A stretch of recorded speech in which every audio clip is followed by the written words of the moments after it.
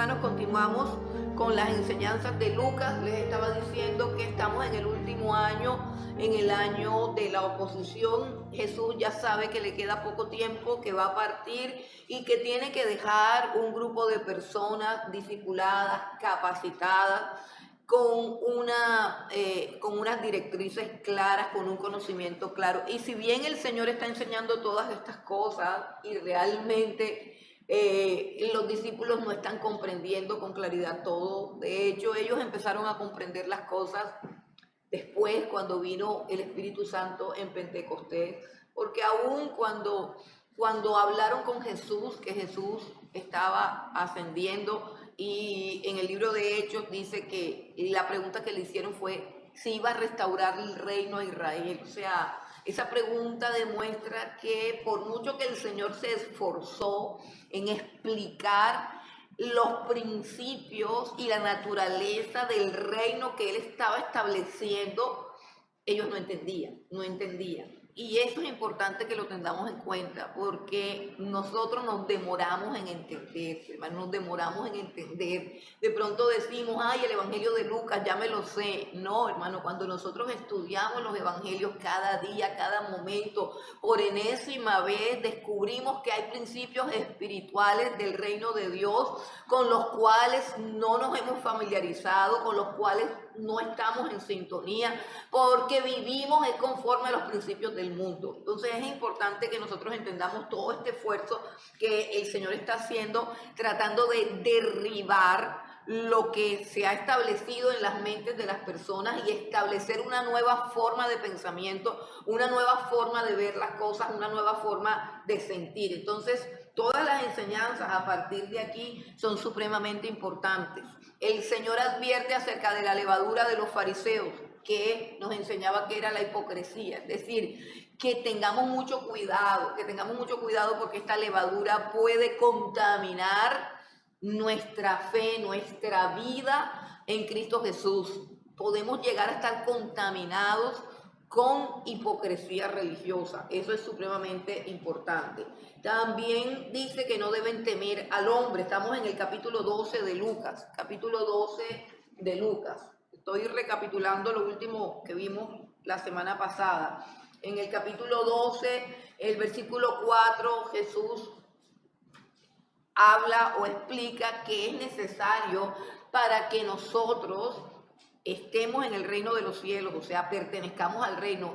Una cosa es necesaria, que no le tengamos miedo a los hombres. Esto es supremamente importante, que no le tengamos miedo a los hombres a pesar del poder que puedan tener. Y sabemos que nosotros, la iglesia del Señor Jesucristo, no tiene la misma clase de poder que tiene el mundo. En el mundo hay diferentes poderes. Está el poder de la política, el poder del dinero, el poder de la influencia y del estatus social, el poder de la personalidad magnética y arrolladora. Todas esas cosas son poderosas en el mundo y el Señor Jesús está diciendo que no debemos temerle a esas cosas. Además de eso están los poderes de las tinieblas, es decir, la gente que se ayuda con brujerías y con cosas, pero todos esos pertenecen a los poderes del reino equivocado. Entonces nosotros tenemos que tener una mentalidad enfocada en nuestros propios poderes, recordando aquellas palabras del apóstol Pablo que dice que las armas de nuestra milicia no son carnales, sino poderosas en Dios para la destrucción de fortalezas, y que nosotros llevamos cautivos todos los pensamientos a la obediencia de Cristo Jesús, derribando todo lo que se opone contra el conocimiento del Señor. Nuestras armas son la oración, el ayuno, la guerra espiritual, la proclamación de la palabra, la proclamación del evangelio. Nuestras armas son espirituales. Por lo tanto, nosotros batallamos de otra manera. Una de las cosas que tenemos que erradicar de nuestros corazones es el miedo a los hombres, el miedo al jefe, el miedo a la policía, el miedo a los ricos, el miedo a los poderosos, el miedo a las personas influyentes, el miedo a las personas que nos persiguen, que nos intimidan. El cristiano no puede tenerle miedo al hombre, sino solamente a Dios. Y tiene que ser una persona que está dispuesta a sufrir, que está dispuesta a ser perseguida, que está dispuesta a morir. El que me confesar a Jesús, va a llegar un momento en que confesar ser cristiano, confesar la palabra de Dios y confesar el Evangelio va a poner en riesgo nuestras vidas. No sé si ustedes se han dado a la tarea de ponerse a pensar en las implicaciones que sería que el cristianismo como tal quede prohibido, que queden prohibido una cantidad de cosas que son una amenaza para el reino que está estableciendo Satanás aquí en la tierra. Y que a qué estamos dispuestos, por causa del Señor. Hace poquito vi un meme en una de las redes sociales que decía que la generación de la iglesia primitiva, los cristianos primitivos, estaban dispuestos a morir por causa del Señor. Eran continuamente perseguidos, eran continuamente amenazados, eran continuamente difamados, pero la generación cristiana de estos días no resiste ni siquiera una prédica fuerte, no resiste ni siquiera el más mínimo llamado de atención. Es una generación que se resiente por todo, que no puede ser confrontada, que no puede ser exhortada, que no puede ser contradecida porque se resiente. Entonces, la pregunta es, ¿estamos listos para ser de esas personas que confiesan al Señor Jesucristo aún bajo la pena o el castigo de ser perseguido o apresado o cualquier tipo de persecución que se establezca como se debe venir? Bueno, después habla acerca de las riquezas y habla de todo, cómo debes relacionarte con las riquezas, porque ese es el Dios de este mundo. Y luego comienza a hablar acerca del servicio. Vamos al 12, versículo 35, capítulo 12, versículo 35. Es una parábola que se llama el siervo vigilante. Dice, estén ceñidos vuestros lomos y vuestras lámparas encendidas. Estén ceñidos vuestros lomos y vuestras lámparas encendidas. Eso es una frase judía, una frase hebrea que significa en términos reales. Nos tenemos que preguntar, bueno, ¿y qué significa? Porque si nosotros leemos la Biblia como si fuera un libro de poesías de Pablo Neruda, no va a pasar nada en nuestras vidas. En nuestras vidas pasa algo si yo puedo comprender lo que dice la Escritura. Por eso es que Dios constituyó maestros para que ampliaran, aclararan y explicaran la Escritura. Dice, estén ceñidos vuestros lomos. Está hablando de manera figurada, está utilizando una metáfora, está utilizando una ilustración, y vuestras lámparas encendidas. ¿Qué está diciendo Jesús? Que tenemos que estar preparados, que tenemos que estar despiertos, es decir, observando. Bueno, ¿y qué es lo que hay que observar? Hay que observar lo que está sucediendo, hay que estar atentos a las Escrituras, por las que la Escritura es la lámpara que nos muestra el camino por donde vamos. La Escritura nos revela qué es lo que está pasando en estos tiempos y cuáles son los acontecimientos de estos tiempos que fueron profetizados y que se constituyen en señales de que Jesucristo viene, de que tenemos que estar listos para partir, de que tenemos que estar listos para rebatir. Entonces, significa que debemos estar preparados. La pregunta es, ¿usted está preparado? Usted tiene un sermón, hace poquito estábamos estudiando homilética, ¿usted tiene un sermón evangelístico que usted domine de memoria? ¿Usted tiene una herramienta evangelística para utilizar con cualquier persona que se le atraviesa? ¿Usted se sienta, por decir algo, a esperar que lo atiendan en la EPS o en cualquier consultorio? Usted al lado tiene una persona y usted va a durar sentado al lado de esa persona por lo menos 15 minutos. Con 3, 4, 5 minutos que usted tenga preparada y muy bien preparada una exposición bíblica del Evangelio, usted puede evangelizar a una persona. Pero la pregunta es, ¿usted está preparado? ¿Usted está listo? ¿Usted está atento a las oportunidades que Dios coloca a su alrededor? Nosotros a veces, me incluyo, A veces, sin querer, caemos en el vacío de ver el cristianismo como un negocio, o sea, el negocio de traer gente para la iglesia. Y en eso no consiste el cristianismo. El cristianismo consiste en llevar a las personas a los pies de Cristo. Por lo tanto, el evangelismo puede ser hecho en cualquier lugar, independientemente de que esa persona me la vaya a traer yo para la congregación o no. Yo tengo que hablarle de Jesús a las personas a las que tengo la oportunidad de hacerlo. Pero yo debo estar preparada. Si yo no salgo de mi casa preparada para eso, no lo voy a hacer. Tiene que haber una preparación. Y cuando yo me preparo para eso, cuando yo tengo unos versículos, cuando yo tengo un mensaje, siquiera un mensaje de 1, 2, 3 minutos, donde pueda compartir el Evangelio del Señor Jesús de una manera fácil, rápida, que yo domine, si yo tengo eso preparado, cuando yo abra la boca para hablar, el Espíritu Santo me va a dar muchísimo más. Todo es que yo me disponga. Entonces, ceñido nuestros lomos significa que yo tengo que estar dispuesto a dar la batalla, dispuesto a luchar, dispuesto a explicar por qué soy cristiana y explicar cuál es mi fe y de llamar a las personas al arrepentimiento. Y el versículo 36 dice que debemos ser semejantes a hombres, capítulo 12, versículo 36, semejantes a hombres que aguardan a que su Señor regrese de las bodas para que cuando llegue y llame le abran enseguida. ¿Qué significa eso?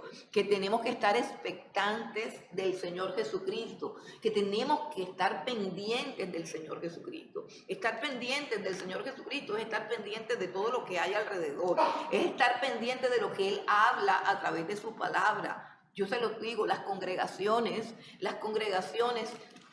en todas las congregaciones, bueno, todas no, porque hay unas congregaciones raras, pero bueno, lo normal es que Dios coloca en cada congregación un ministro, coloca un pastor.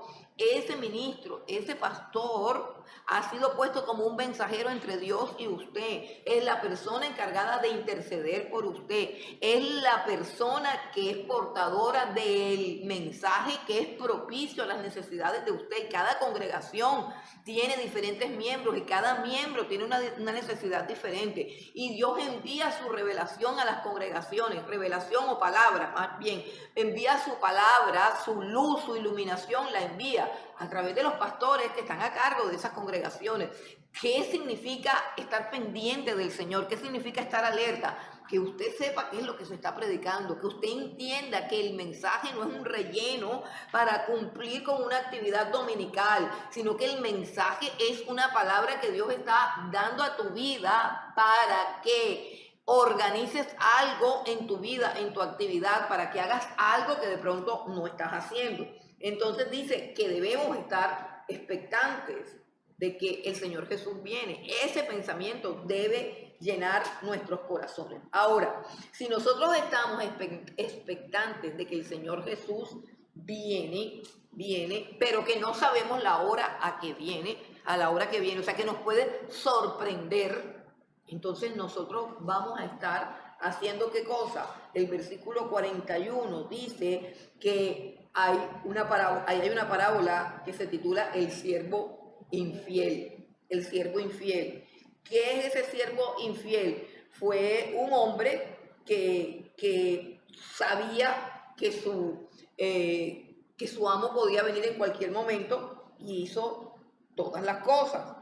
Pero dice el versículo 45, mas si aquel siervo dijera en su corazón, mi señor tarda en venir, y comenzare a golpear a los criados y a las criadas, y a comer y a beber y a embriagarse, vendrá el señor de aquel siervo en el día que éste no espera y a la hora que no sabe, y le castigará duramente y le pondrá con los hipócritas. ¿Qué está diciendo Jesús?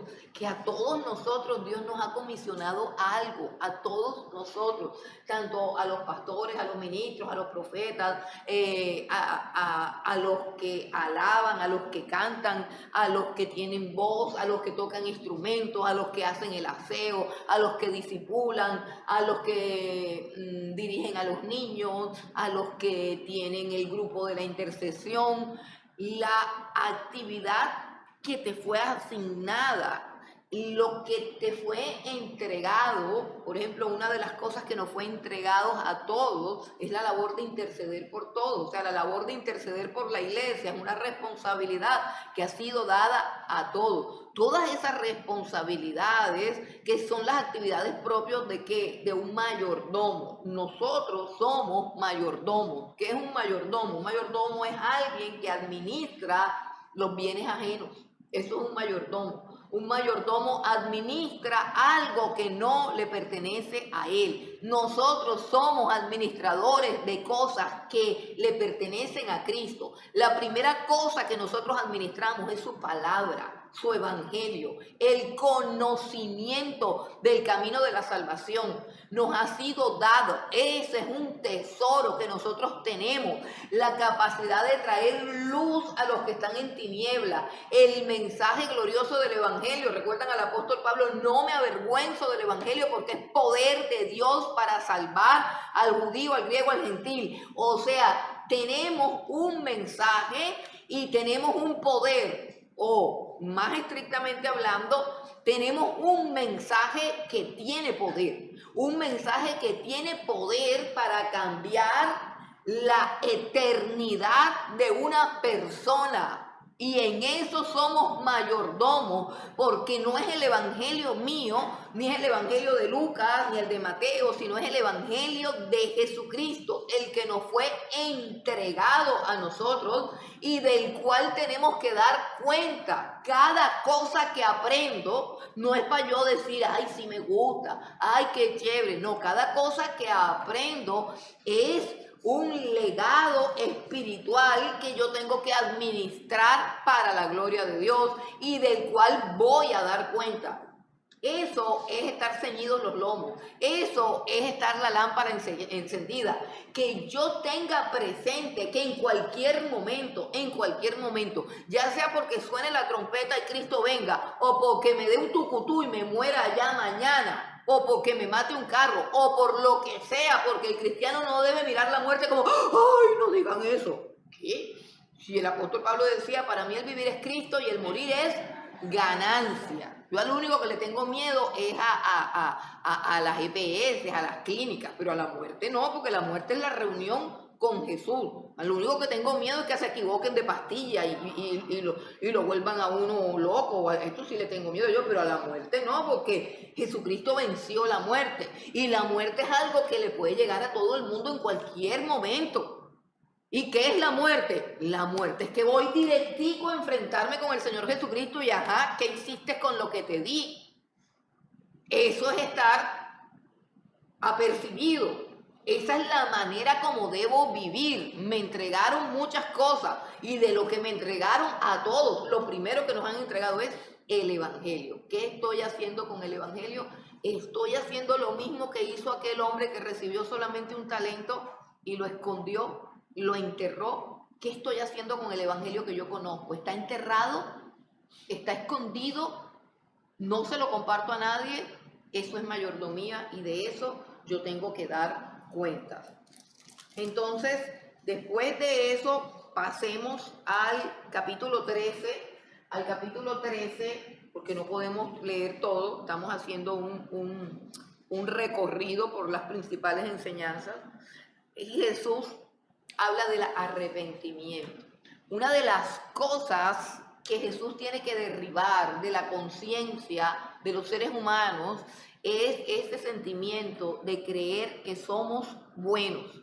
Y esa tendencia que tenemos a comparar nuestra vida con la de las personas que son más malas que nosotros para sentirnos buenos. Entonces Jesús rebate eso. ¿Por qué? Porque una de las cosas que tiene que tener el ciudadano del reino es claridad acerca de su pecado, claridad acerca de su necesidad de arrepentimiento. Es una claridad que nos pone al mismo nivel de todos los pecadores que necesitan arrepentirse y que no permite que nosotros nos actemos de nada. ¿Por qué? Porque realmente nosotros somos pecadores como ellos, pero nosotros nos hemos arrepentido.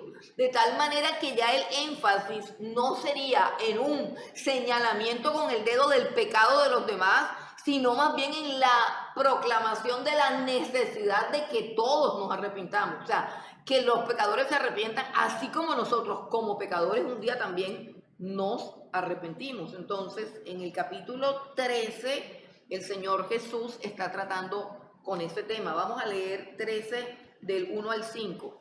En este mismo tiempo estaban allí algunos que le contaban acerca de los galileos cuya sangre Pilato había mezclado con los sacrificios de ellos. Respondiendo Jesús les dijo: ¿pensáis que estos galileos, porque padecieron tales cosas, eran más pecadores que todos los galileos? Os digo, no, antes, si no os arrepentís, todos pereceréis igualmente. O aquellos 18 sobre los cuales cayó la torre en Siloé y los mató, ¿pensáis que eran más culpables que todos los hombres que habitan en Jerusalén? Os digo, no. Antes, si no os arrepentís, todos pereceréis igualmente. Ok, ¿qué es lo que está enseñando Jesús? Todos los seres humanos tienen la urgente necesidad de arrepentirse. Y si nosotros hoy estamos en la presencia de Dios, fue porque entramos a su reino a través del arrepentimiento. ¿Por qué? Porque es que siempre permanece como que en la mentalidad judía y aún en la mentalidad evangélica, que a todo aquel que le pasa algo malo es porque ha cometido algún pecado. Como si, decir, nosotros si estamos bien es porque somos buenos y nos estamos portando bien. Y la experiencia muestra que no siempre es así. Y la Biblia enseña todo lo contrario, que el amor de Dios se manifiesta en disciplina y que las personas que Dios más ama y que más aprueba como hijos son las que más Dios azota y reprende porque está obrando el proceso de santificación en ellos. Bueno, viene ahora otra parábola, que es la parábola de la higuera estéril. La mayoría de las parábolas que vienen a continuación son unas parábolas que tienen un doble objetivo: enseñarle un principio a los discípulos y anunciar proféticamente la caída de Israel como pueblo de Dios, o sea, la terminación, el divorcio de Dios de Israel, de cómo Dios iba a dejar a Israel. Entonces, todas esas parábolas tienen un significado que se relaciona muchísimo con Israel. Por ejemplo, la higuera estéril, ¿cierto? Entonces, no vamos a leer la parábola, ya sabemos que lo que significa es que sencillamente cuando alguien no da fruto es quitado. Ese es un principio. Como creyentes tenemos que dar fruto. Yo tengo que tener una vida fructífera. Una vida fructífera se tiene cuando yo permanezco en la presencia de Dios. Recuerden lo que dijo Jesús: yo soy la vid verdadera, vosotros sois los pámpanos.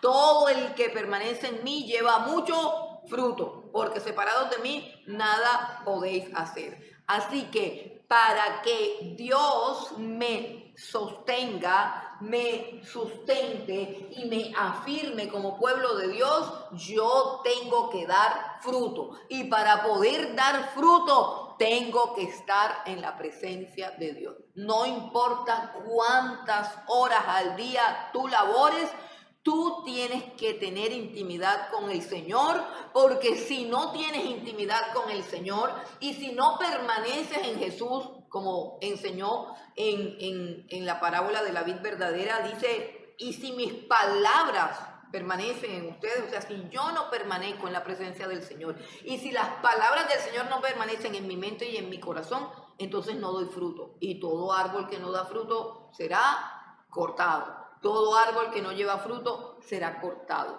Uno no puede darse esos lujos de permanecer así sin hacer nada, porque es que yo estoy frío, porque es que yo estoy en un proceso. Ningún proceso. Aquí todos tenemos que estar buscando el rostro del Señor y trabajando para el Señor, dando fruto, porque de eso depende que Dios nos sostenga en su pueblo, en su iglesia.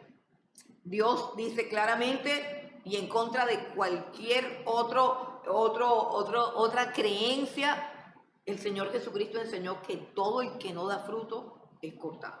todo el que pueda hacer todo. Y lo va a ilustrar con que en ese momento Israel estaba próximo a ser cortado y en este momento Israel fue cortado. Fue cortado. Y a pesar de que Dios los ama, los bendice, los protege y los prospera, no habita Dios en el pueblo de Israel. No habita el Señor. Ellos en este momento no tienen comunión con Dios porque la única forma de tener comunión con Dios es a través del Señor Jesucristo. Bueno, continúan los milagros en el día de reposo. El versículo 10. El versículo 10 muestra que Jesús nuevamente está haciendo milagros en el día de reposo. Bueno, hay muchísimas razones, yo las he explicado. El día de reposo es idóneo para sanar a una persona porque no hay nada más agobiante y extenuante que la enfermedad. Y el día de reposo se hizo por causa de la salud mental, física y espiritual del ser humano. Ese es el propósito de que haya un día de reposo. Que el cuerpo descanse, que el alma descanse y que el espíritu se alimente de la presencia y de la palabra de Dios. Eso hace que el hombre sea sano, emocional y mentalmente. Oiga lo que estamos diciendo. La gente que dice, no, hay que trabajar porque hay muchas deudas, porque, hermano, si usted tiene muchas cosas que pagar, mejor quite el internet, mejor quite un gasto extra y no trabaje los domingos, sino que venga el domingo a buscar a Dios, permanezca el domingo descansando como lo ordena Dios para que su cuerpo tenga salud. De otra forma, usted está desobedeciendo. ¿Por qué Jesús trabajaba, entre comillas, los sábados? No trabajaba, sanaba el día sábado. ¿Qué significa eso? Hermano, que el día en que más probabilidades hay de que usted reciba sanidad es el día que usted viene a buscar a Dios. O sea, si usted está enfermo, cansado, deprimido, agobiado, atormentado, con ansiedad, con hinchazón, con inflamación, con lo que sea, el día más propicio para que Dios lo toque es el día del Señor. O sea que ese día hay que descansar y descansar es venir a buscar a Dios. Recuerden que Él dijo claramente, vengan a mí los que están trabajados y cargados que yo los haré que descansar. Ok, entonces sanó a la mujer en el día de reposo. Pero miremos la mentalidad farisea, hermano, porque es que es una mentalidad farisea. Aquí están los fariseos. El versículo 14 solamente vamos a leer la expresión del líder espiritual de la sinagoga, el principal de la sinagoga, cuando vio que Jesús había sanado a una mujer que estaba encorvada, dice, con un espíritu de enfermedad. Cuando vio que Jesús había sanado esta enfermedad, mira lo que dijo, versículo 14, ¿qué dijo? Y puso las manos sobre ella, y ella se enderezó luego, y glorificando a Dios.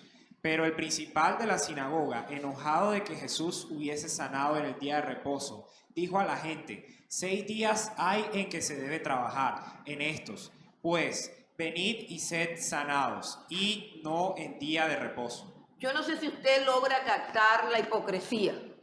¿Cuál es la hipocresía? Una persona jactándose en una sinagoga frente a los demás de ser más correcto, de ser más santo, de ser más puro y de ser más íntegro que todos los demás y que aún el Señor Jesucristo. Está diciendo, hay 6 días para trabajar, pero no profanen el día de reposo. Está fingiendo de ser una persona que tiene celo por la ley, que tiene celo por la Torá, pero Jesús dice que es un hipócrita. Esa es una tendencia del alma y por eso es que Jesús dijo, guardaos de la levadura de los fariseos. Nosotros creemos que es, guárdense de las enseñanzas de los fariseos. No, es guárdense de la enfermedad que les da a los fariseos cuando adquieren conocimiento. ¿Cuál es esa enfermedad? Es la enfermedad que nos lleva a usar el conocimiento para justificarnos nosotros y condenar a los demás. Esa es una enfermedad que se llama hipocresía religiosa. Es utilizar todo lo que yo sé de la Biblia para jactarme de ser muy espiritual y condenar a los hermanos que no tienen el conocimiento o que no se ajustan a los principios bíblicos que yo determino que son de Dios. Y así yo aparezco como una persona celosa de la ley, cuando en realidad lo que soy un hipócrita y un falso. Ojalá que nosotros podamos ver eso.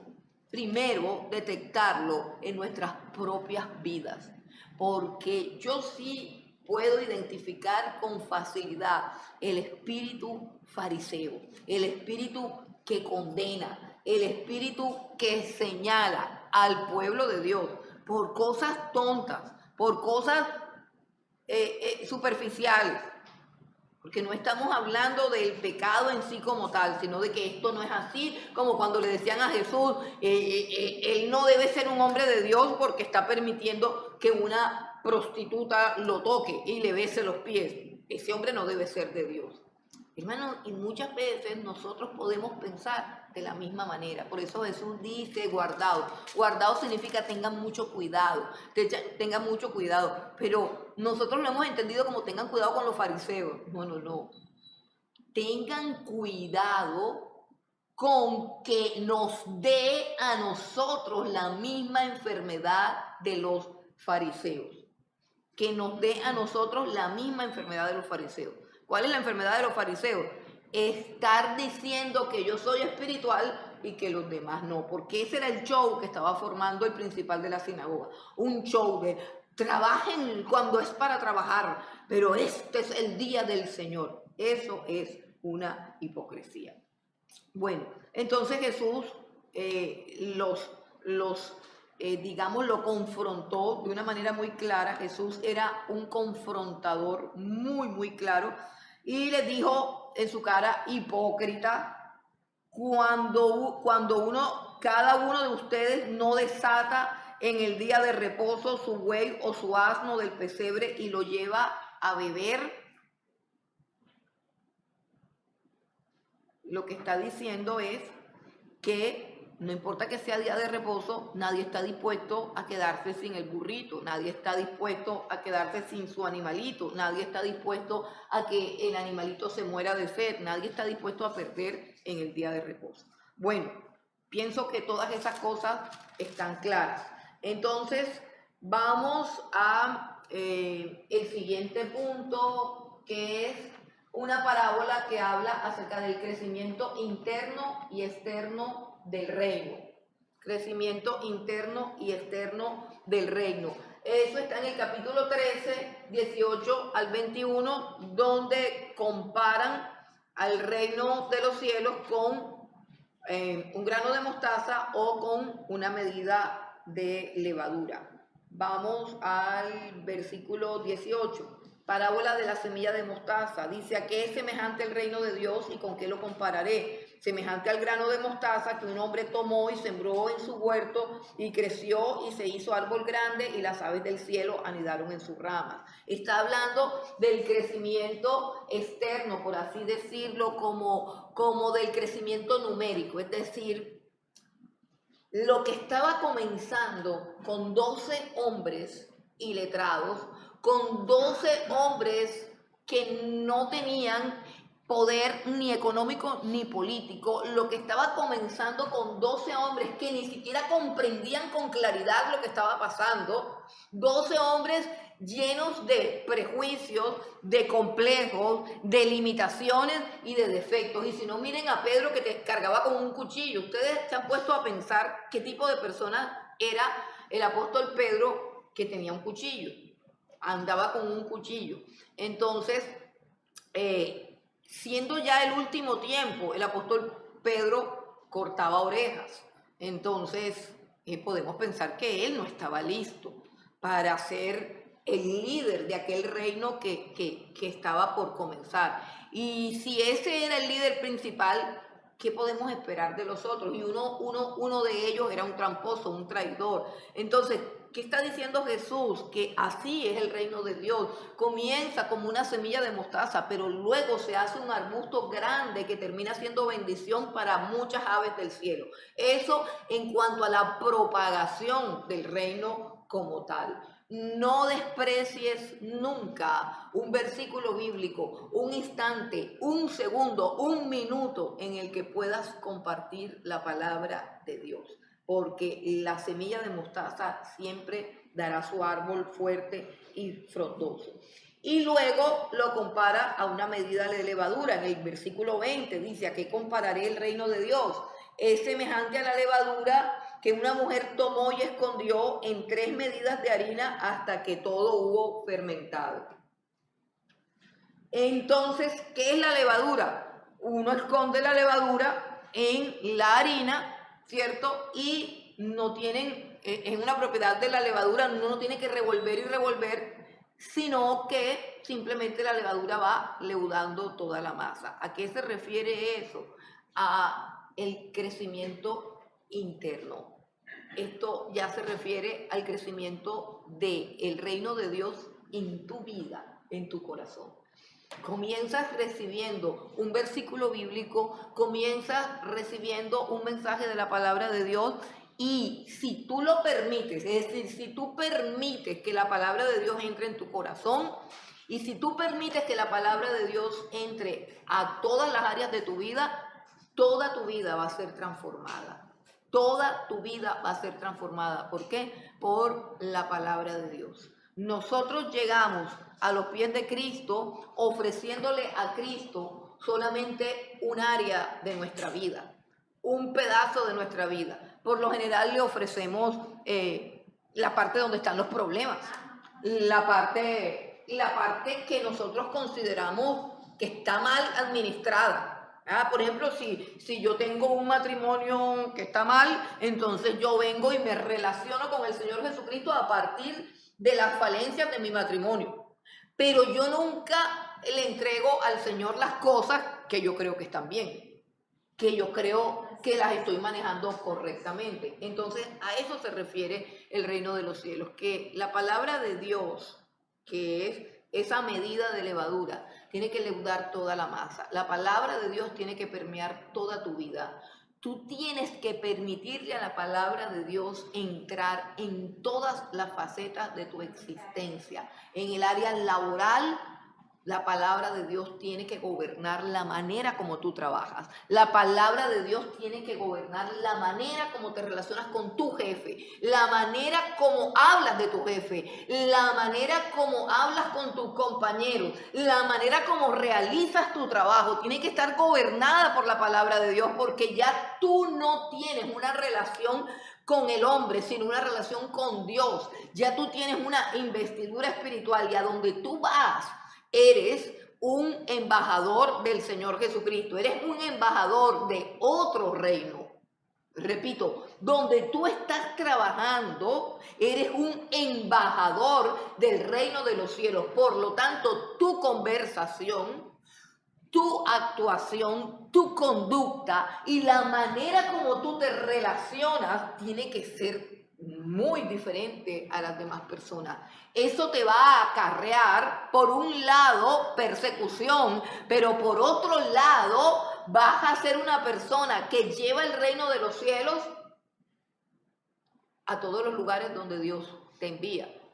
Nosotros, si tú trabajas, qué sé yo, si tú trabajas en Eternit, es porque allí en Eternit hay personas que Dios quiere salvar. Allí en Eternit Dios quiere mostrar su gloria. Nosotros tenemos una concepción tan religiosa de Cristo, tan religiosa, o sea, templos, palacios, castillos, cosas así, pero no entendemos que Dios quiere llegar a todas partes. La iglesia es definida como la plenitud de Cristo, como la plenitud de aquel que todo lo llena en todo. Es decir, que si Dios quiere llevar su gloria, su palabra y su evangelio a X empresa, lo va a hacer a través de ti. Entonces, en el lugar donde tú estás, tú tienes un compromiso. Ese compromiso va de menos a más. La primera parte del compromiso es que el trabajo que te asignan lo tienes que hacer con excelencia. ¿Para qué? Para que Dios sea glorificado. El segundo compromiso que tienes, que dice la palabra de Dios ahí, que tú le sirvas al jefe como si ese jefe fuera el Señor Jesucristo. O sea, cero murmuradera, cero quejadera, cero criticadera. Eso lo hacemos todos en nuestra carne. Así trabajamos todos en el mundo. El cristiano no puede trabajar así. No puede trabajar así. A menudo yo recibo a las personas que vienen donde mí hablándome pestes del jefe, pestes. Yo digo, ay, me gustaría saber cuando hablan de mí qué dirán. Porque ya uno con ese perfil, ya uno sabe más o menos. Ya uno sabe más o menos cómo hablan de la autoridad que Dios ha puesto. ¿Por qué? Porque es que nuestra mente tiene que cambiar, nuestra mente tiene que alinearse con las Escrituras. Las Escrituras dicen que no hay autoridad sino de parte de Dios. Si Dios te pone bajo la autoridad de un jefe injusto, es porque Él quiere que tú aprendas algo y que tú le muestres a ese jefe injusto algo de su carácter y algo de su gloria. Si tú te desajustas de eso, terminas siendo peor que tu propio jefe. Terminas a la par, el chisme que va, el chisme que viene, la murmuradera, la criticadera. ¿Podrás predicarle a alguien y que alguien se convierta? ¿Podrás testificar del Señor Jesucristo como alguien que ha transformado tu vida? No, no vas a poder. No vas a poder. Entonces, el asunto de Jesús es que la gente dice, ay, tú hiciste el discipulado. Y la gente dice que eso es bueno, eso son 3 selecciones por allá que uno se gradúa. No, el discipulado es aprender a vivir con los principios del reino del Señor Jesucristo.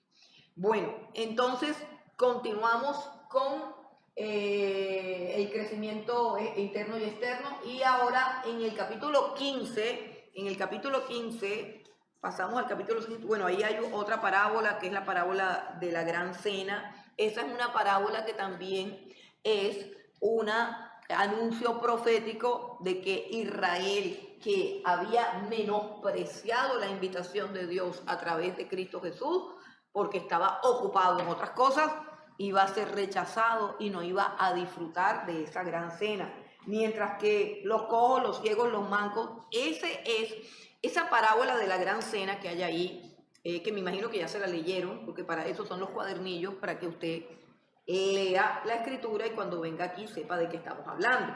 Pero la parábola de la gran cena, que habla de un hombre que hace una gran cena, pero los invitados oficiales, es decir, aquellos a los que se le imprimió tarjeta de invitación, mandaron una excusa diciendo que el uno había comprado esto, que el otro se había casado, o sea, las excusas que no tienen que ver con el pecado, sino con el menosprecio, con el desprecio de las cosas de Dios. Desprecio es cuando yo las cosas de Dios les doy una importancia secundaria y mando excusas de cuando Dios me llama a algo, excusas que tienen que ver con deberes que a mí me parecen más importantes. Entonces, ese desprecio que corresponde a orgullo, soberbia, independencia, autonomía, autosuficiencia, ese orgullo es el causante, no el pecado.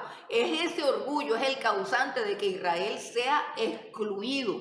Mire lo que dice la parábola, dice al final. En el versículo 24 dice Jesús, porque os digo que ninguno de aquellos hombres que fueron convidados gustará mi cena. ¿Quiénes fueron los convidados? Dice, llama, si no quieren venir los invitados, llama a los cojos, a los mancos, a los ciegos. ¿Qué significa eso?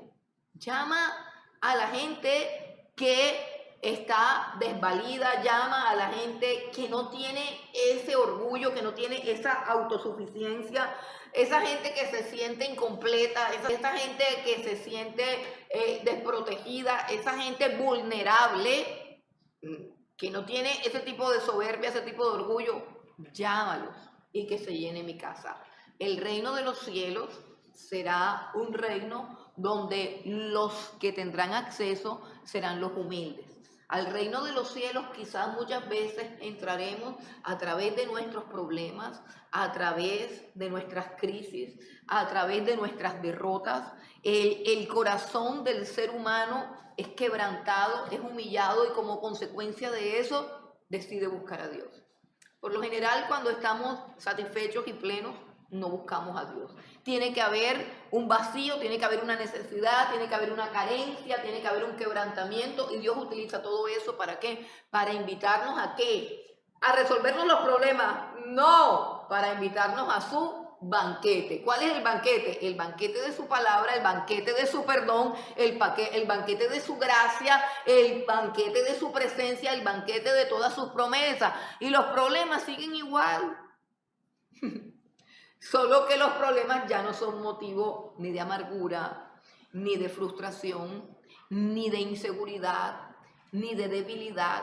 Toda esa sensación de ser desventurados cambia a una certeza de ser bienaventurados por causa del Señor. Entonces, los invitados o los que van a ingresar al reino ya no son los altivos y arrogantes, sino los que no son nada. De lo vil y lo menospreciable escribió el apóstol Pablo. Ok, y cuando dice que vino por los pecadores, capítulo 15, o sea, miren que todas las parábolas ahora empiezan a tener el mismo significado. Número 1, la parábola del banquete. Los que fueron invitados no fueron porque estaban ocupados.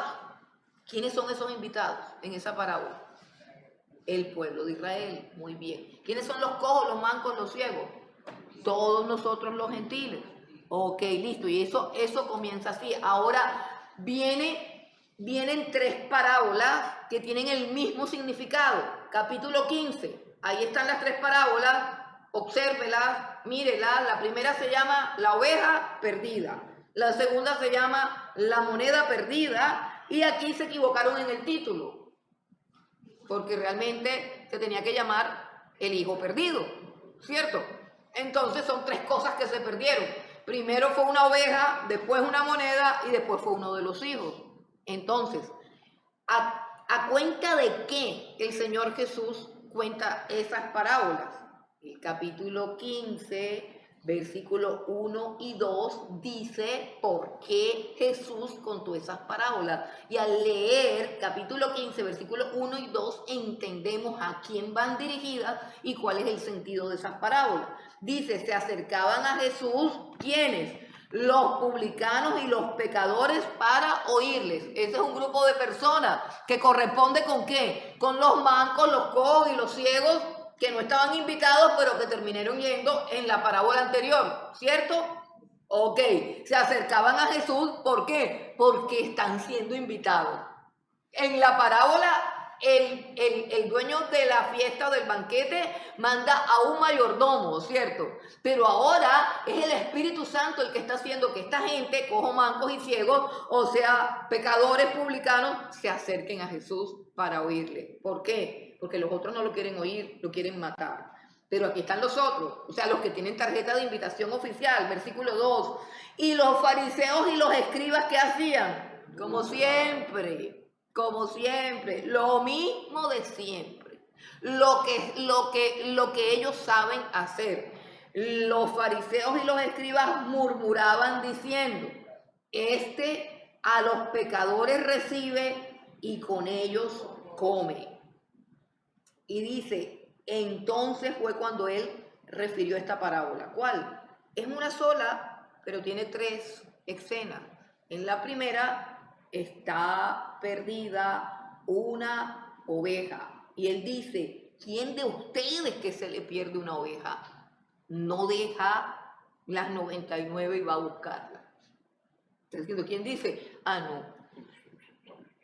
Aquí se perdió, pero aquí yo tengo 99. Y si se dan cuenta, él utiliza un número que produce una sensación de estar incompleto.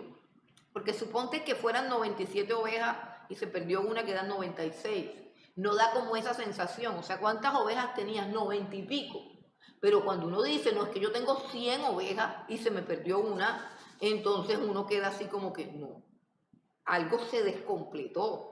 Y se descompletó grave porque yo tenía 100.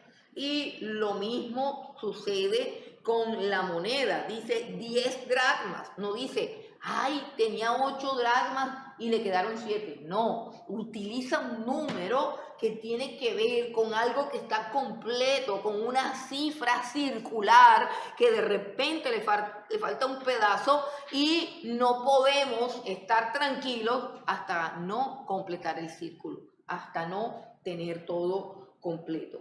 Ahora, el capítulo 15 resalta el concepto del gozo. ¿El gozo de quién? El gozo de Dios. El gozo de Dios. Y hay que estar atentos a esto, porque por lo general los fariseos siempre son amargados. Los que condenan no tienen gozo, ni les gusta el gozo. Les gusta condenar, les gusta criticar y no pueden ver a nadie contento porque les da rabia. ¿Y qué es lo que está diciendo Jesús? El problema es mi gozo. Nosotros a veces enfocamos todo en términos humanos, pero Jesús está hablando de su reino y el énfasis que hace, lo que se repite aquí es versículo 7 y versículo 10. Dice, les digo que habrá más gozo en el cielo por un pecador que se arrepiente que por 99 justos que no necesitan de arrepentimiento. Y luego en el versículo 10 dice otra vez, así os digo que hay gozo delante de los ángeles de Dios por un pecador que se arrepiente. Entonces, usted quiere que Dios esté alegre, busque a los pecadores. Usted quiere que Dios esté alegre, no murmure, no critique, busque a los pecadores. Y después, como para que quede más claro, viene la parábola del hijo pródigo, que no es una parábola de un hijo pródigo, sino más bien de un padre pródigo. La palabra pródigo significa aquel que desperdicia todo, aquel que entrega todo. Pródigo es una persona que derrama algo así, desborda todo. Eso es pródigo, prodigalidad, es dar en abundancia sin importar que se pierda, que se desborde, que se derrame, que se desperdicie. Eso es ser pródigo. Aquí el que es pródigo es el papá de los 2 muchachos. El protagonista de esta parábola es el papá. Jesús nunca dijo, había un muchacho que tenía un papá rico.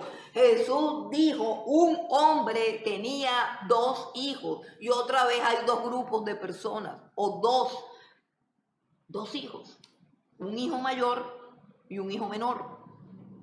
Y el hijo menor dijo, papá, yo me quiero ir de rumba, yo estoy aburrido, dame mis bienes. ¿Quién es pródigo? El padre. Le entrega a un hijo sinvergüenza, rebelde, irreverente e irresponsable, le entrega toda la herencia que le corresponde. Si no hubiese sido pródigo, no, tú te vas de rumba, no, tú vas a rumbear con tu plata que yo aquí no te voy a dar nada porque tú te vas a acabar todo. No, el padre es el pródigo, el padre coge la mitad de sus bienes y se lo entrega a ese muchacho que de frente le está diciendo yo me quiero ir de rumba, yo estoy aburrido de estar aquí en esta casa. Y bueno, ya sabemos la historia, el muchacho se rumbea toda la plata, se acaba con todo y cuando ya está tirado en la barriga de los cerdos dice, ay, yo tengo un papá que es rico, ya me gasté la plata, no puedo hacer nada, pero yo puedo ir allá a que me dé empleo. Dice la escritura que vuelve en sí y regresa. El muchacho regresa arrepentido y el padre otra vez lo recibe con gozo. El gozo de Dios, el gozo de los ángeles, el gozo del reino de los cielos cuando llega el pecador como sea, reventado, quebrado, como sea, eso no importa. El problema es que llegue, el asunto es que llegue. Entonces llega, ya todo el cielo está contento, hay fiesta. No, vamos a esperar a ver. No, la fiesta es el primer día, apenas llega, hay fiesta en los cielos. La mentalidad de Dios, hermanos, la mentalidad de Dios, poder alcanzar esa mente que es una mente pródiga.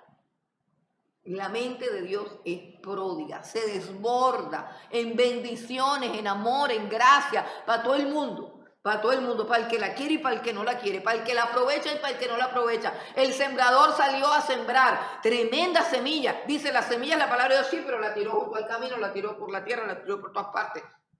Y solamente una parte cayó en buena tierra. Entonces, aquí está lo mismo, el carácter de Dios, el carácter pródigo de Dios. Entonces, El muchacho viene arrepentido, hacen fiesta, no sé qué, pero el otro muchacho, que es el muchacho mayor, ¿quién es el muchacho mayor? Pues los dos jóvenes que hay aquí representan a los dos oyentes que están ahí. Ahí hay dos grupos, dice, los pecadores, los escribas, o sea, el muchacho menor, los que se fueron de rumba. Hay un grupo de personas que está buscando a Jesús, los pecadores, los publicanos, la gente vulgar y ordinaria, o sea, el hijo menor.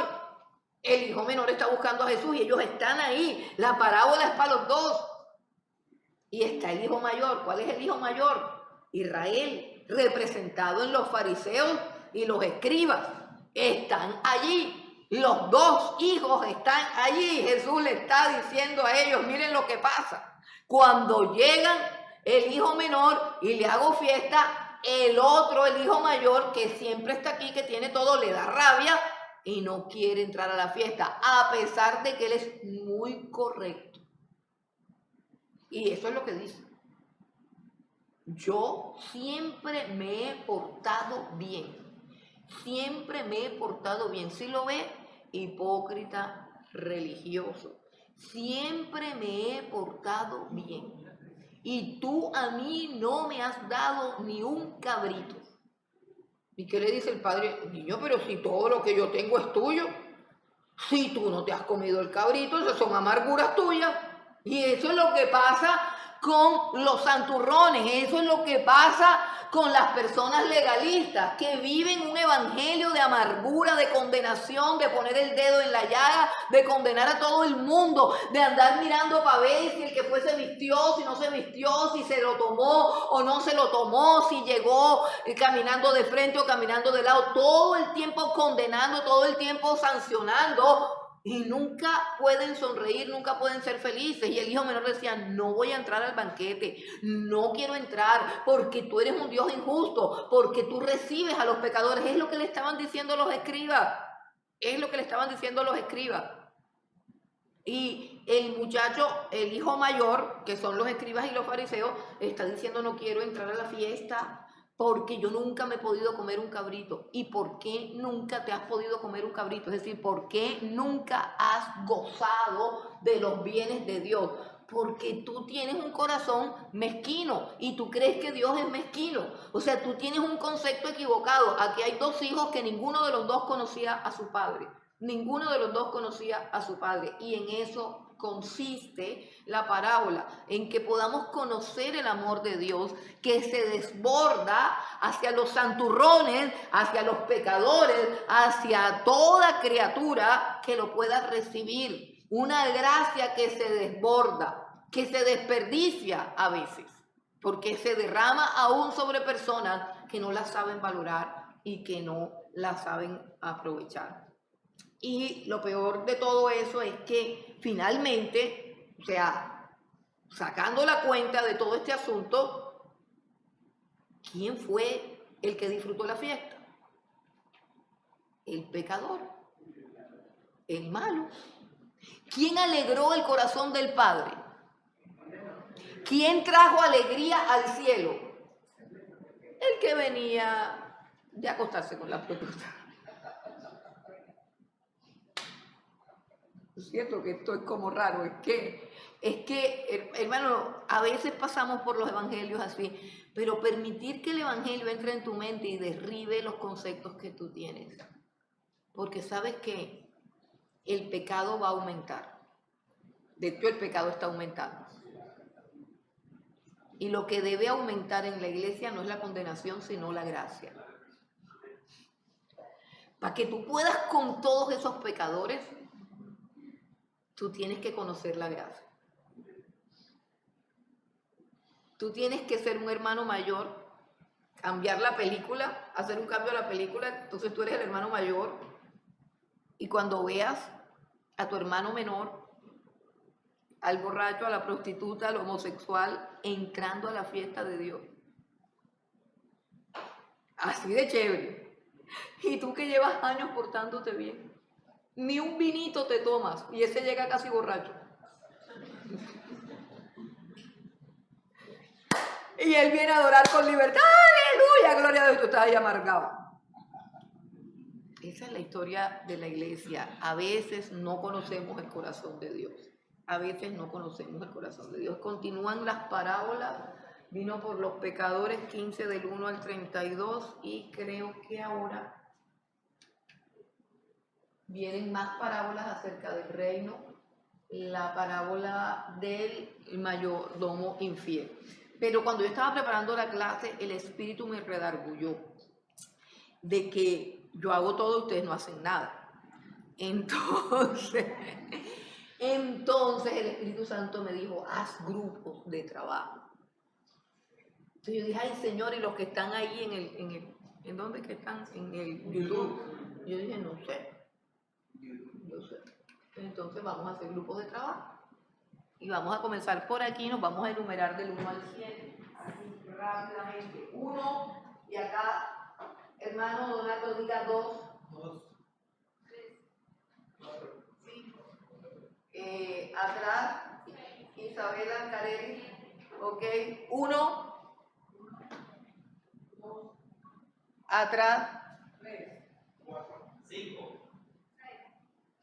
7. Hablen. 1. Después del 7 se devuelve 1. 1. No se volaron a nadie allá. Ok. 2. 3, 4, 5. 7. 1. 2, 3, 4, 5, 6, 7. 1. 2, 3, 4. Bueno, ya saben lo que tienen que hacer. Todos los 1 se paran rápido, tienen media hora. Todos los 2 se paran rápido. A ver, primero, todos los 1, a ver dónde están los 1, pónganse de pie y hacen un grupo. Los 1. No se paren todos porque entonces se van a confundir. Los 1, todos por acá. Mira, párense acá con Abigail. Abigail. Paola es la coordinadora del grupo 1. Por favor. ¿Tú eres 1? ¿Quién más es 1 ahí? ¿Quiénes son los 1? Bueno, Dolly, tú coordinas el grupo 1. ¿Tú eres 1, Dolly? Ah, pero están los 1, pero no veo 3 juntos. Bueno, tú coordinas el grupo 1. En el grupo 2, ¿quiénes están?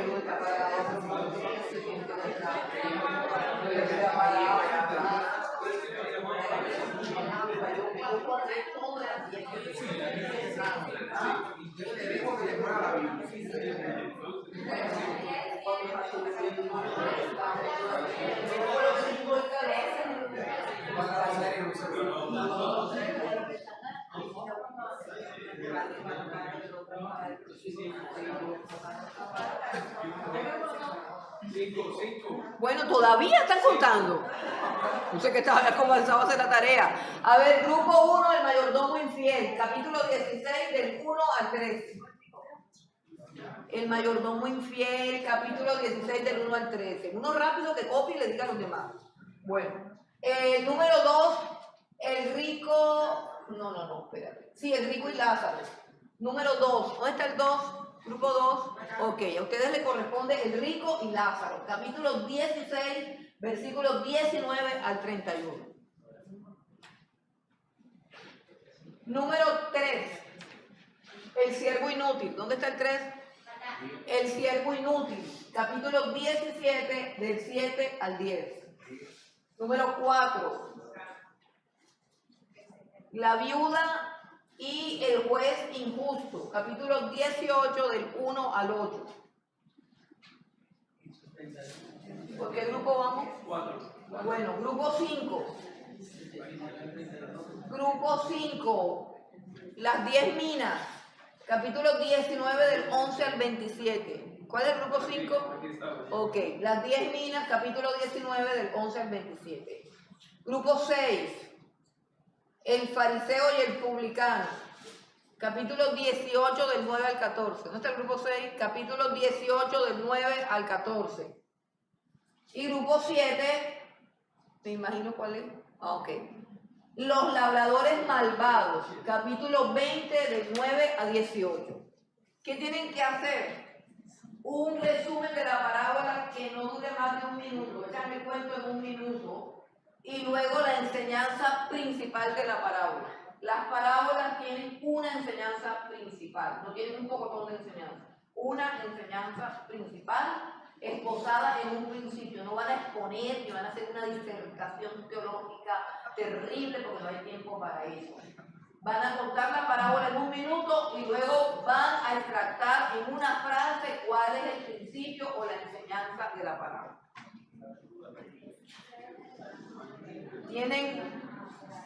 Tienen 15 minutos para eso. Bueno, ya terminaron, me imagino. Bueno, el grupo 1, ¿dónde está? Bueno, listo. Bueno, cuéntenme. Les tocó la parábola del mayordomo infiel. Ajá. Lo que nos cuenta esta parábola es que vemos que cuando un mayordomo vio que su amo lo iba a despedir, lo iba a echar de su cargo, empezó a buscar la manera de cómo sostenerse él mismo después de que lo echara. ¿Y cómo hizo él eso? Llamando a los deudores de su amo y disminuyéndoles la deuda. Cuando pasó esto, el amo pues le aplaudió o lo exaltó porque había sido inteligente de una manera injusta, o sea, utilizó su inteligencia para sostenerse él mismo sin importarle los beneficios del amo. Entonces, ¿qué nos dice esta parábola? De que este mundo alaba a las cosas malas, alaba la manera de cómo tú buscas para resolver sin importar si es bueno o es malo. Y que si nosotros seguimos esos pasos o ganamos amigos en esas andanzas, vamos a morar en una morada eterna en el infierno, ¿ya? Y que el que es fiel en lo muy poco también será fiel en lo que es demasiado, y el que es infiel en lo muy poco también es infiel en lo que es demasiado. O sea, vemos como Dios aborrece la infidelidad del mayordomo, aunque sea una cosa muy mínima. Okay. Bueno, con esa parábola hay unas dificultades. ¿Cuáles son las dificultades? Que hay que examinarla bien porque se ve un poco compleja la parábola del mayordomo. El mayordomo, cuando ve que lo han votado, entonces viene y le dice a los acreedores cuántos barriles de leche, de aceite, no sé, debo 100, bueno, anota ahí 50. Bueno, esa es una parábola bastante compleja, porque básicamente nosotros creemos o podemos creer que el mayordomo está robando, es decir, que le está robando a su amo. Y examinando bien el contenido y las costumbres de la época, resulta que el mayordomo tenía un porcentaje que le corresponde a él de las deudas por esa mayordomía. Y lo que el mayordomo está haciendo es renunciando a ese porcentaje que le corresponde a él para congraciarse con los deudores. O sea, él lo que hizo fue, si mi amo ya no me quiere, yo tengo 50 deudores aquí, les voy a disminuir la deuda a todos a costa de mi salario, de mi ganancia, pero como no tengo para dónde coger, cualquiera de ellos me puede recibir en su casa. Entonces, el mayordomo, el amo lo alabó porque vio que era supremamente astuto, o sea, supremamente inteligente. Y la parábola llama a las riquezas de este mundo, las llama riquezas injustas, porque de hecho todo el dinero que nosotros podamos ganar en este mundo siempre estará cargado de injusticia, siempre estará cargado pues de cosas que no son. Entonces habla de las riquezas injustas comparándolas con lo espiritual. Entonces no habla exactamente de que él cometió una injusticia en sí, sino de cómo administramos las cosas de este mundo. O sea, cómo las administramos. Si en el mundo la gente es tan astuta y tan inteligente para administrar las riquezas de este mundo que se pierden, que son materiales, que no van para ningún lado, dice que nosotros debiéramos ser también astutos para administrar lo que es más valioso, lo que es eterno.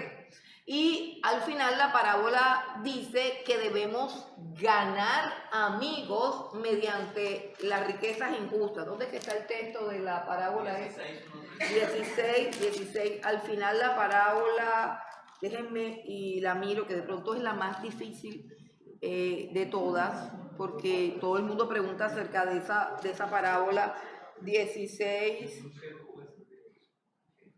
En el versículo 9 dice, yo os digo, y está hablando Jesús, yo os digo, ganad amigos por medio de las riquezas injustas para que cuando éstas falten os reciban en las moradas eternas. Cuando Jesús está diciendo riquezas injustas, ahí no está hablando de la plata del narcotráfico ni de la plata de nada, está hablando del dinero de este mundo. Por ejemplo, tú puedes tener un salario y tu salario puede ser injusto, o sea, puede que te paguen menos de lo que realmente tú trabajas. Tú puedes recibir un pago y puede ser un pago injusto, o sea, la administración del dinero en este mundo de por sí es injusta. Entonces, las riquezas injustas es todo lo que yo puedo recibir en mi diario vivir. ¿Y qué es lo que está diciendo Dios? Que nosotros debemos usar eso para el reino de los cielos, que debemos usar la plata que tenemos, que es un sueldo malo, que es algo que de repente no es justo, no es correcto. Debemos invertir de las cosas materiales, debemos invertir en el reino de los cielos. O sea que debemos hacer así como una transacción, es lo que está tratando de decir el Señor. Y dice que si en las riquezas injustas no somos fieles, ¿quién nos confiará lo verdadero?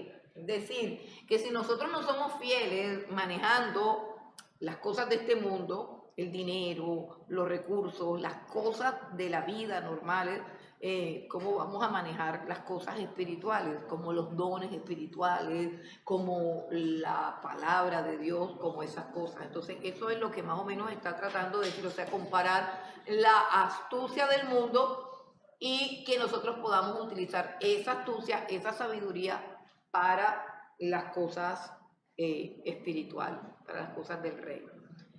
No sé si tienen alguna pregunta con respecto a eso. Esa es una de las parábolas más complejas que hay, entonces hay que buscarle el significado y se entiende cuando uno va al contexto, o sea que un mayordomo puede disponer de un porcentaje de su cartera. Ya, eso es parte de su salario. Él no le estaba robando al dueño, porque si le hubiese estado robando, el dueño no lo va a lavar. El dueño alabó fue que invirtió todo lo que iba a ganar, lo invirtió en conseguir a otra persona que lo pudiese contratar, que le pudiese decir, bueno, vente para mi casa porque ya me hiciste el favor, te voy a pagar el favor. Exactamente, cuando vino a ver dijo, pues, me quedo con esto, pero después ¿a qué me dedico? Mejor yo le perdono la deuda a este poco gente, le hago el favorcito y entonces, exacto, entonces eso es astucia y está diciendo, utiliza esa astucia para el reino de los cielos. El apóstol Pablo alguna vez enseñaba que, no sé si recuerdan esa palabra donde él dice, me he hecho a los judíos como si yo fuera judío, me he hecho a los que están sin ley, o sea, yo busco la manera de acomodarme, pero mi propósito es alcanzarlos para Cristo, o sea, yo no me pongo, ay no, yo no voy a comer contigo porque yo soy judío, no, si me toca comerme el cerdo me lo como, y dice, pero si me toca comer con un fariseo de esos que no comen cerdo, yo me pongo también santurrón, pero al final lo que yo quiero es alcanzar esa vida para Jesús. Eso. Bueno, entonces, grupo 2, rápido, grupo 2. La parábola que nos tocó a nosotros fue el rico y Lázaro.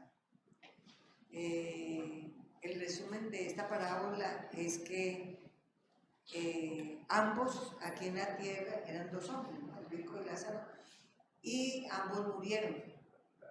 Y de acuerdo a su comportamiento aquí en la tierra, pues en el cielo habían dos sitios. Un sitio que era el seno de Abraham, donde gozamos de la vida eterna y compartimos el banquete celestial, y el otro es el Hades, o el lugar de tormento. Entonces, allí, como el rico pedía que lo socorrieran y que mandaran a alguien para que no cometieran sus familiares el mismo error que cometió. Pero Abraham le dijo que de acuerdo si no habían escuchado en la tierra al profeta Moisés y a los demás, a Moisés y a los demás profetas, no iban a escuchar, ni siquiera iban a entender ni escuchar, aunque uno de los que estén en los muertos resucitara para ir a predicar. Okay. Ese es el resumen. Ajá, ¿y qué principio enseña la parábola? El principio enseña que de acuerdo a nuestro comportamiento y a lo que nosotros, si no nos arrepentimos en la tierra, para donde vayamos en el cielo, si actuamos bien y nos arrepentimos, pues gozamos de la presencia de Abraham y tendremos consolación en la presencia del Señor. Y si no nos arrepentimos aquí en la tierra, pues iremos al lugar de Hades y estaremos atormentados por la eternidad, porque allá en esos dos sitios hay una pared muy grande que los separa y ninguno de los dos puede pasarse para ninguno. Okay. Bueno, lo que podemos decir es que aquí en la tierra nosotros definimos cuál es nuestro destino en la eternidad. Aquí en la tierra se define. Con esa parábola hay que tener mucho cuidado, porque pareciera que la parábola está enseñando que la salvación es por obras. Es decir, que si me porto bien, entonces voy para el cielo, y si me porto mal, entonces voy para el infierno. Y hay que tener mucho cuidado, porque el que se fue para el cielo, no podemos decir que se portó ni bien ni mal, sino que simplemente no hizo nada, porque tendríamos que preguntarnos, por ejemplo, Lázaro, ¿qué fue lo que hizo para ir al cielo? ¿Ah? Mendigar. Ok, entonces, por eso estamos hablando de eso, porque es que si nosotros decimos que el rico se fue para el infierno porque no le dio comida a Lázaro, estamos diciendo que la salvación es por obra. El problema del rico era que no creía, porque Dios le dijo, tienen a Moisés y a los profetas, que los escuchen. Entonces el problema estaba en que el rico nunca creyó ni en Moisés ni en los profetas. Por eso era que no le daba comida al pobre Lázaro, porque él no tenía fe, es decir, él no tenía la creencia en que había otro mundo, él no tenía la creencia en que había más nada. ¿Y por qué no la tenía? Porque teniendo a Moisés y a los profetas, nunca les creyó. Entonces, eso es importante que nosotros lo entendamos, porque él dice, pero manda a alguien que avise. Dice, ellos tienen a Moisés y a los profetas, que los escuchen. Esta parábola habla acerca de Jesús, Jesús resucitó y ellos siguieron en las mismas. Exactamente, y siguieron en las mismas. Grupo 3. Levanten la mano el grupo 3.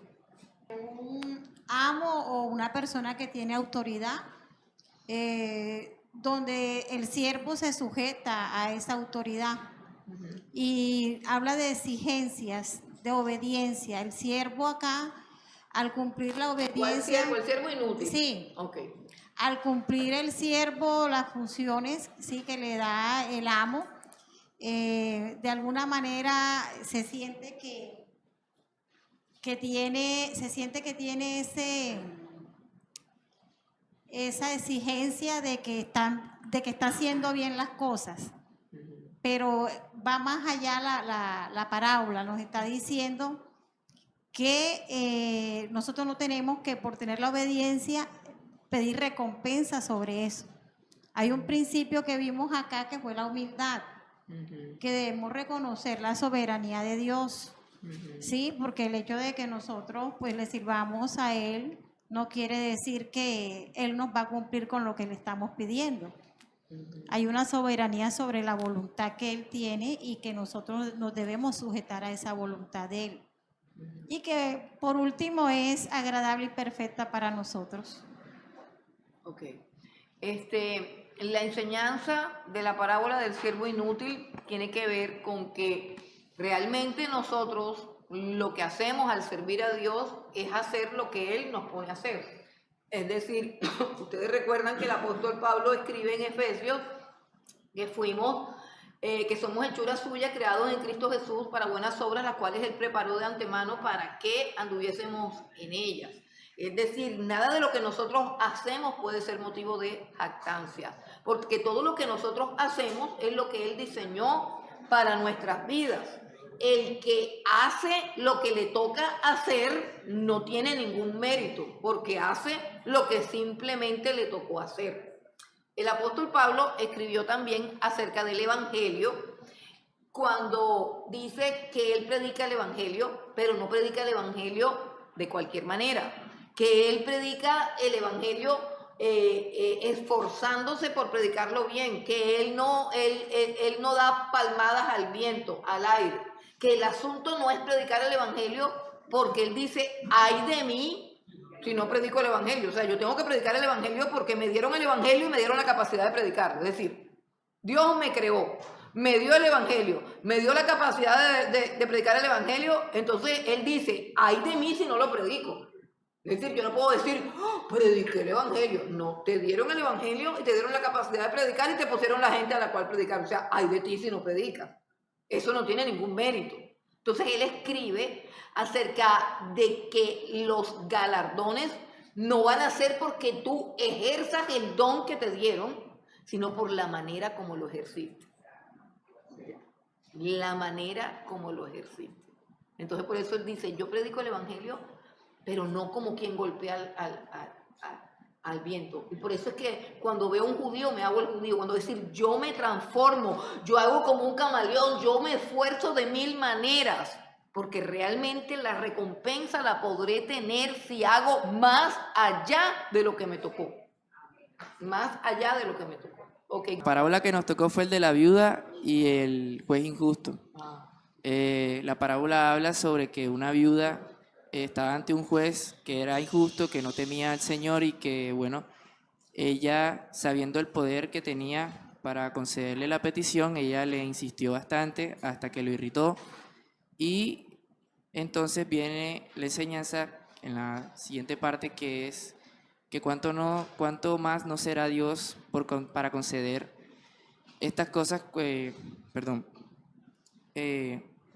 cuánto Dios no da justicia a aquellos que le claman de día y de noche, que Él es justo, Él es oidor de aquellos que le claman. Y la enseñanza es de que si la viuda sabía el poder que tenía el juez injusto y tuvo fe para poder insistirle y rogarle, sabiendo que Él podía concederle, ¿cuánto no seríamos nosotros al clamarle al Señor de día y de noche, sabiendo la necesidad que tenemos nosotros para pedirle a aquel que tiene el poder de concedernos estas cosas? Eso nos enseña a la necesidad de clamar de día y de noche al Señor. Ok, muy bien, listo. La número 5. A nosotros nos correspondió las 10 minas. Es una parábola que va mucho en concordancia con la parábola de los talentos. Es una historia donde relata a un rey de la cual se va lejos y deja a cargo a 10 siervos. De esos 10 siervos les delega una función de administrar los recursos que él les dio a administrar. Y ellos, al regresar el rey, evidentemente le pidió cuentas a sus siervos de qué habían hecho con su dinero. Y eso, pues obviamente, ellos le reprodujeron, es la palabra, lo que le habían entregado. Pero uno tuvo miedo y le dijo al rey, tuve miedo y no produje lo que me diste. Entonces, en resumen, esta parábola lo que nos da a conocer a nosotros es que Dios nos va a pedir cuentas a todos de lo que Dios ha derramado a nosotros de gracia. Si tú eres bueno para enseñar, debes enseñar. Si eres bueno para evangelizar, debes evangelizar. Si eres bueno para predicar la palabra de Dios, a cada uno de nosotros Dios nos va a dar cuenta. El Espíritu Santo derramó sobre nosotros, en cada uno de los que estamos aquí, algo para producir para el reino de los cielos. Ahora, la conclusión de esta enseñanza es ¿qué estamos haciendo para el reino de los cielos? ¿Estamos del lado de aquellos que le dieron al Señor sus ganancias, por decirlo así, en el reino de los cielos?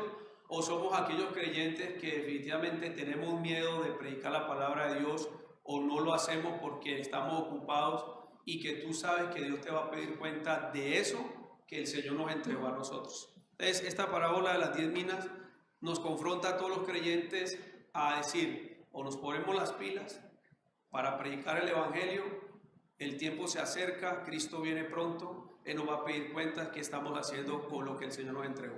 Entonces, esa es la conclusión que el Señor nos da a nosotros con esta parábola. Nosotros leímos la parábola del fariseo y el publicano. Bueno, ahí está hablando, hay dos personajes claramente, el fariseo y el publicano. El fariseo que representa a esos hipócritas religiosos que se autojustifican con sus obras. Y está el publicano que, bueno, representa al pecador arrepentido que pone su confianza en Dios, que va humildemente y reconoce que no es nada delante de Dios. Esa es pues el resumen de la parábola. Y pues el tema principal, bueno, por también que Jesús dice que en Mateo 5:20 que si nuestra justicia no fuere mayor que la de los escribas y fariseos, no podemos entrar en el reino de Dios, ¿verdad? Ahí está hablando precisamente de esto, del tema de la parábola, que es el no confiar o no justificarnos con nuestras obras. Y bueno, el tema central podría ser lo que dice Jesús en el último versículo, es que cualquiera que se enaltece será humillado y el que se humilla será enaltecido. Ese es el tema central, o sea, la autoexaltación en contraste con la humillación delante de Dios. Palabra de Dios. Amén. El número 7. Bueno, la historia que nos tocó la de los labradores malvados. Esta historia consiste en que un hombre plantó una viña y la entregó en arriendo a unos labradores y se ausentó por un tiempo. Pasado un tiempo mandó a un siervo a tomar pues el fruto de la viña, y cuando llegó el siervo lo apedrearon, lo golpearon y no le dieron ningún fruto, lo mandaron con las manos vacías. El hombre volvió a mandar otro siervo a tomar fruto y tampoco recibió nada. De igual manera lo golpearon. Así mandó a 3 siervos y le hicieron lo mismo. Lo golpearon y no le dieron ningún fruto. El hombre, el dueño de la viña, dijo, bueno, voy a mandar a mi hijo, quizás a él pues lo respeten y sí le den lo que estoy esperando. Cuando llegó el hijo, fue peor, lo mataron. Porque dijeron, no, este es el heredero, vamos a matarlo y así heredamos nosotros la tierra. Cuando el hombre pues se dio cuenta que eso sucedió, lo que hizo fue destruirlo, o sea, lo destruyó, les quitó la viña y se los entregó a otro. En esta parábola pues vemos que el hombre es Dios, que los labradores es el pueblo de Israel, los siervos son los profetas y apóstoles, el hijo pues es Jesús, y nos enseña esta historia que para permanecer en el reino de los cielos es necesario que demos fruto. Si no damos fruto esperado, si no damos el fruto que Dios espera de nosotros, pues seremos destruidos, seremos quitados también.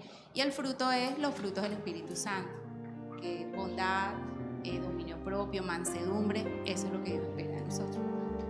Amén. Bueno, hermanos, pues eso fue todo por hoy.